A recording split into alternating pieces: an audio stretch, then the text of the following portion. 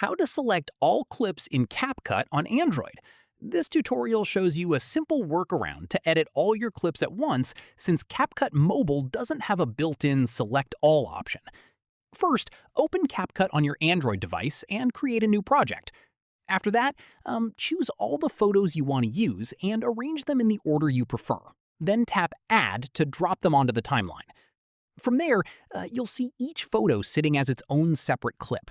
Any edits you make right now would have to be done one by one. Right here, instead of doing that, tap the export icon to save your current sequence as a single video file.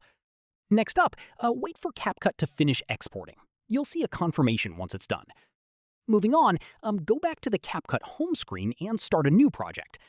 From here, this time find the video you just exported from your gallery and select it. All your photos are now bundled together as one single clip on the timeline.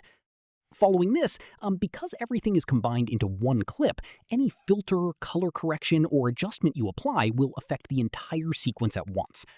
Finally, go ahead and make your edits. Adjust exposure, contrast, saturation, or apply a filter. And once you're happy with how everything looks, give it a quick preview, then export your finished project. If this helped you out, give it a like, subscribe for more CapCut tutorials, and tap the bell for updates. See you in the next one.